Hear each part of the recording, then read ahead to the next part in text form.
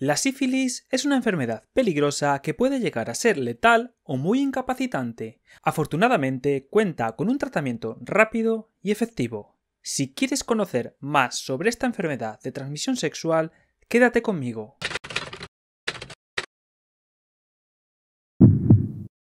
¿Por qué se produce?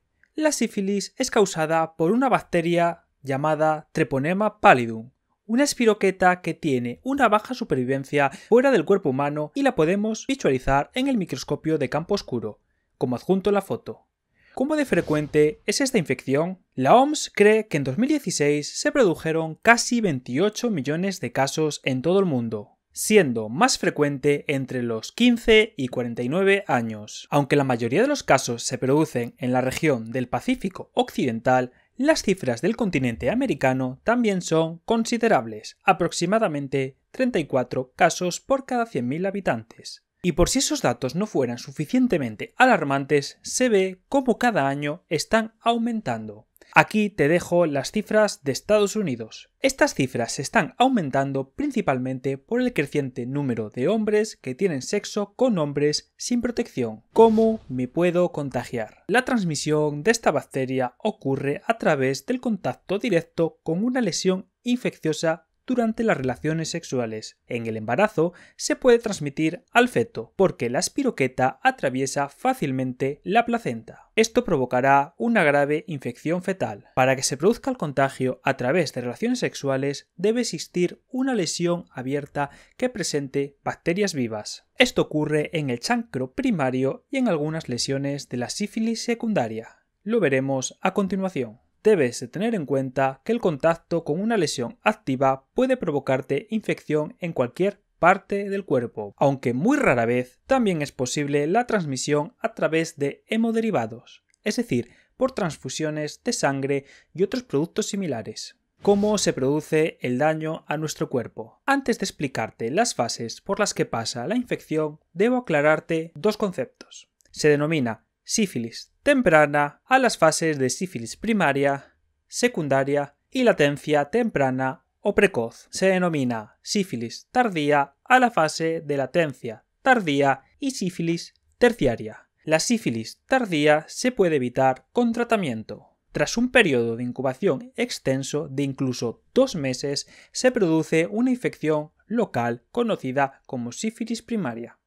Treponema pallidum accede a nuestro tejido subcutáneo, esquiva nuestro sistema inmune y provoca una lesión ulcerada conocida como chancro. Esta úlcera suele ser indolora. A su vez, pueden aparecer adenopatías regionales indoloras, es decir, se inflaman los ganglios cercanos a la lesión. Durante esta fase, la enfermedad es contagiosa. Las úlceras suelen curarse en 3 a 12 semanas, incluso sin tratamiento. Importante, esto no significa que la enfermedad se haya resuelto. Posteriormente, aparece la sífilis secundaria en el 25% de las personas no tratadas. Esta fase suele ocurrir entre las 6 y 12 semanas desde que se produjo el chancro. Durante esta fase, la úlcera debería estar curada, pero en un cuarto de los pacientes aún está presente. ¿Por qué llegamos a esta segunda fase? Ocurre cuando las espiroquetas se han diseminado por la sangre. Al igual que la sífilis primaria, esta fase puede resolverse sola sin tratamiento, salvo cuando hay úlceras cutáneas graves. Antes de la fase más grave de la sífilis se produce un periodo de latencia. En este periodo no hay signos ni síntomas. Sin embargo, esta fase se puede interrumpir por la aparición de nuevas lesiones en la piel. Este hecho se conoce como sífilis secundaria de recidiva. A su vez, la fase de latencia se divide en dos, en temprana o precoz, que dura aproximadamente 1 año, y latencia tardía a partir del año. Aproximadamente 1/3 de las personas sin tratamiento desarrollarán sífilis terciaria. Se produce por la reactivación de treponemas que quedaron acantonadas en nuestro cuerpo y la posterior reacción inflamatoria crónica que eso desencadena. Las lesiones se producen en esta fase por el intento de nuestro cuerpo de eliminar la bacteria. Esta lucha entre nuestro cuerpo y la bacteria provoca daño en los tejidos y formación de granulomas. Es decir, se sustituye tejido sano por tejido que no ejerce la función que debería dentro de ese órgano.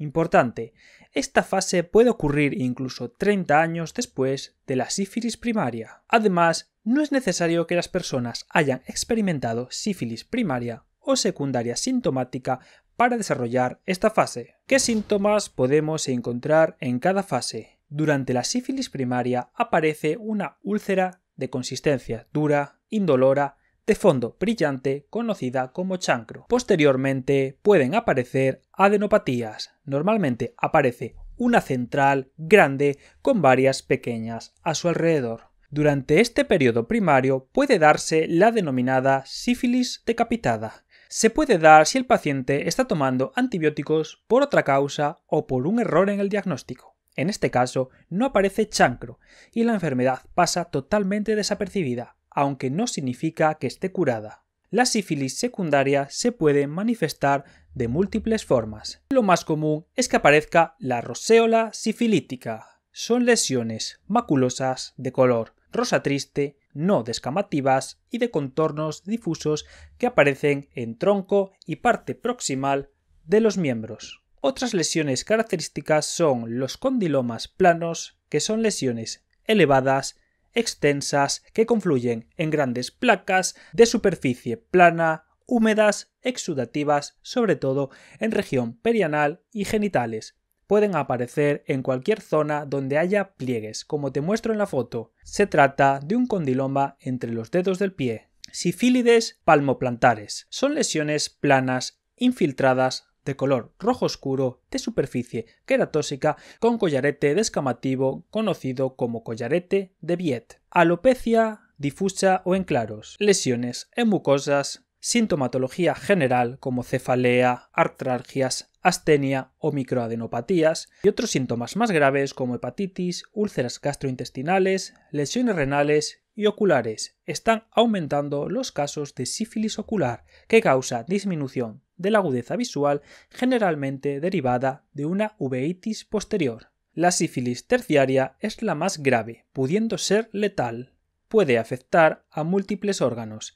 A nivel cardiovascular afecta principalmente a la aorta ascendente, provocando una dilatación que conlleva una insuficiencia de la válvula aórtica. La sífilis gomosa es rara, salvo en pacientes con VIH. Puede manifestarse en cualquier parte del cuerpo. Es tejido de granulación secundario a reacciones inflamatorias crónicas de nuestro cuerpo. Neurosífilis se puede manifestar de muchas maneras, desde un cuadro leve de meningitis hasta una neurosífilis parenquimatosa en la que se destruye el parénquima de la corteza cerebral. Otra manifestación es la tabes dorsal, que se produce por la degeneración progresiva de la parte posterior de la médula espinal. Los síntomas son graves: dificultad para caminar, sensación de hormigueo, debilidad muscular y trastornos del equilibrio. Hay que evitar llegar a esta fase, porque incluso con tratamiento puede haber daño irreversible. En algunos pacientes con tabes dorsal se pueden ver pupilas de Argyll-Robertson.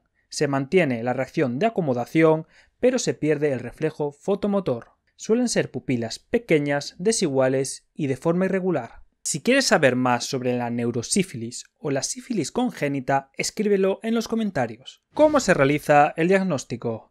Las pruebas diagnósticas deben realizarse en todos los pacientes con clínica compatible y aquellos pacientes asintomáticos con riesgo de haberla adquirido o de transmitir la infección. Las mujeres embarazadas deben someterse a pruebas de detección de sífilis independientemente del riesgo. También aquellos pacientes cuya pareja sexual presenta sífilis temprana, hombres que tienen sexo con hombres sin protección, personas con VIH y pacientes con conductas sexuales de riesgo. Las pruebas serológicas se dividen en treponémicas y no treponémicas. Las pruebas no treponémicas o reagínicas buscan detectar en suero el antígeno cardiolipina, colesterol y lecitina. Aunque estas pruebas no son definitivas, se han utilizado tradicionalmente por su bajo coste. Pueden dar falsos positivos durante el embarazo con algunas vacunas y en pacientes con lupus eritematoso sistémico y otras infecciones como la tuberculosis. Por otro lado, las pruebas treponémicas se utilizan cada vez más para la detección inicial de sífilis. Se basan en la detección de anticuerpos dirigidos contra antígenos treponémicos específicos. Por ello, suelen permanecer positivas toda la vida. En la pantalla te dejo cuáles son estas técnicas. Tradicionalmente se empezaba el algoritmo diagnóstico con pruebas no treponémicas. Si eran positivas, se confirmaba la enfermedad con pruebas treponémicas.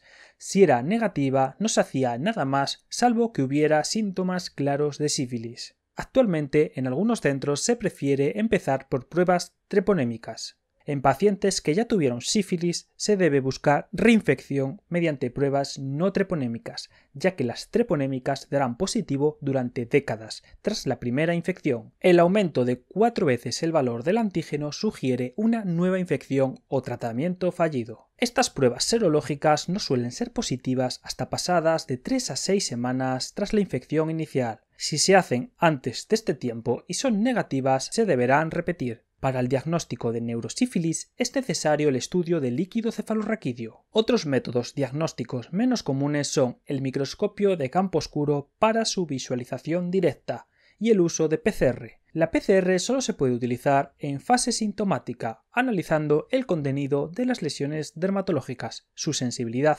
disminuye si se estudia en sangre o líquido cefalorraquídeo. ¿Cuál es el tratamiento más efectivo? La mayoría de las infecciones agudas son tratadas con penicilina G benzatina, 2,4 millones de unidades por vía intramuscular en dosis única. Con este tratamiento la curación es del 90%. Se puede utilizar durante el embarazo. En pacientes alérgicos a la penicilina G, el tratamiento de elección será desensibilización a este fármaco y posterior administración por especialistas en alergia. Si esto no es posible, se dará doxiciclina 100 mg cada 12 horas por vía oral durante 14 días o tetraciclina 500 mg cada 6 horas por vía oral durante 14 días. En embarazadas se dan otros fármacos. Consulte con su ginecólogo. La sífilis tardía se tratará con penicilina G a misma dosis pero una vez a la semana durante 3 semanas. Si hubiera manifestaciones ópticas, neurológicas u oftalmológicas, el tratamiento deberá ser intravenoso. ¿Qué te ha parecido el vídeo? Es un tema muy interesante pero complejo. Si te ha gustado, no olvides compartirlo con tus amigos y conocidos.